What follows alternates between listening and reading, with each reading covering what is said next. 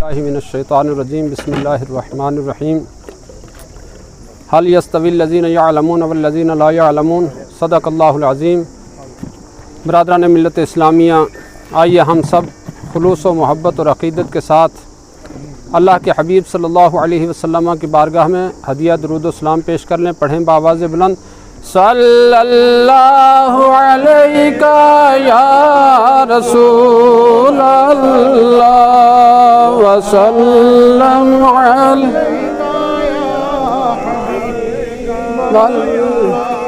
सल्लल्लाहु अलैका या रसूल अल्लाह वसल्लम अलैका हबीब अल्लाह सल्लु अलैहि दाइमन सलातु व सलाम अलैका या रसूल अल्लाह या नबी अल्लाह या हबीब अल्लाह।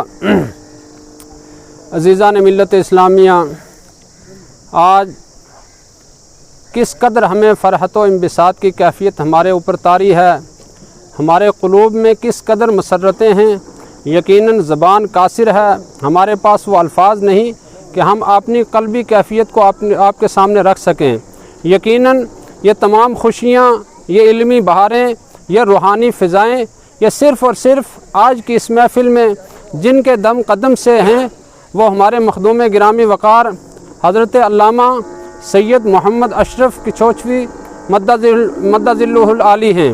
यकीनन जिस दरगाह फ़ैज़ रसां से ये इनका ताल्लुक़ है, उस दरगाह का इल्मी फ़ैज़ देखना हो, रूहानी फ़ैज़ देखना हो, जिस कदर भी देखें, आज भी दुनिया जिस्मानी बीमारियां वहां लेकर जाती है, बिहम्दिही ताला वो दुरुस्त होकर आते हैं। अगर किसी को आसेबी शिकायत हो, जिन्नात हों, मैंने ख़ुद अपनी आंखों से देखा, बल्कि ये उलमा इकराम इस चीज़ के गवाह हैं, उनको बेड़ियाँ पड़ी हुई हैं। और मैंने जो अपने असातिज़ा से सुना कि उस दरगाह शरीफ के 2 किलोमीटर चारों तरफ ऐसा कोई सिलसिला बना है कि जिसके साथ आसेबी खलल हो और वो 2 किलोमीटर के अहाते में जाए, वहीं वो आसेब जिन्नात कैद हो जाते हैं। आज भी अगर आपने उस दरगाह की करामतें देखनी हो, मखदूम सिमना का आँखों से बरसता हुआ फैज़ देखना हो, तो यकीनन आप मेरी इन बातों की तभी जाके मुकम्मल तौर पे तस्दीक कर सकते हैं जब आपको दरगाह पे हाज़िरी का अल्लाह पाक शरफ़ अता फरमाएगा। एक हदीस शरीफ मुझे याद आ रही है, जैसा कि मुफ्ती साहब ने भी फरमाया, मुस्तदरक लिल हाकिम में है। अल्लाह के रसूल सल्लल्लाहु अलैहि वसल्लम अपने सहाबा के माबैन सहाबा के झुरमट में तशरीफ़ फरमाते। अल्लाह के रसूल ने इरशाद फरमाया, अला उनब्बिउकुम बिखयार खल्क़िल्लाह, ऐ मेरे सहाबा, क्या मैं तुम्हें जो मखलूक में अच्छे लोग हैं, नेक लोग, उनके ताल्लुक़ से आगाह ना कर दूँ? क़ालू बला या रसूल अल्लाह, सब सहाबा ने बैक ज़बान अर्ज़ किया, या रसूल अल्लाह, ज़रूर ज़रूर आप उन लोगों से आगाह फरमाइए कि जो अल्लाह की मखलूक में बेहतर होते हैं।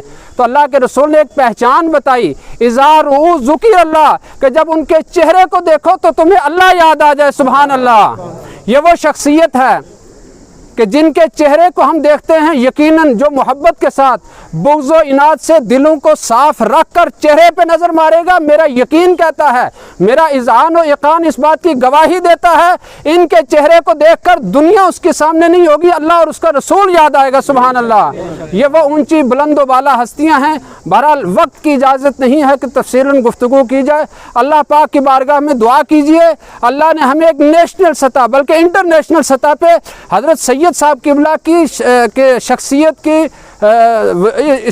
के पेश नज़र हमें एक साया अता फरमाया, अल्हम्दुलिल्लाह।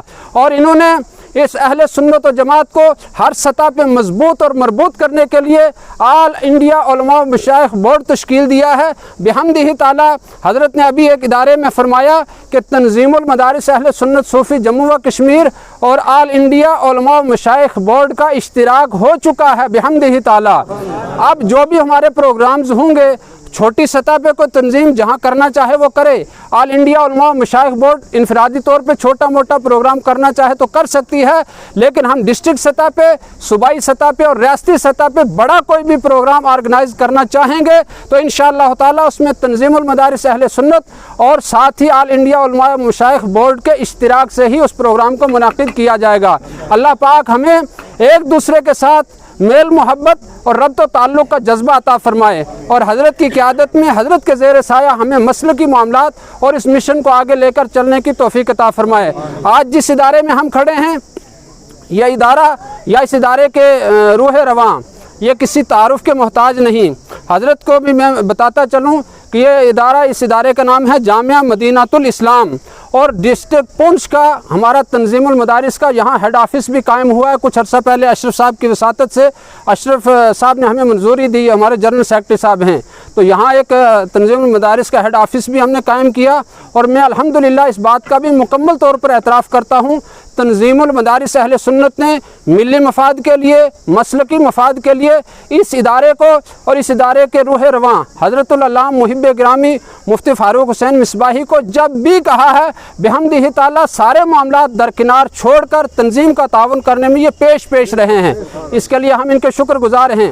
اور اس ادارے کا جو اب تک کا خرچہ ہو چکا ہے، زمین کی خریداری سے لے کر اور یہ بلڈنگ اب تک جو تعمیر کی گئی ہے 85 لاکھ روپیہ میری معلومات کے مطابق اب تک خرچ ہو چکا ہے۔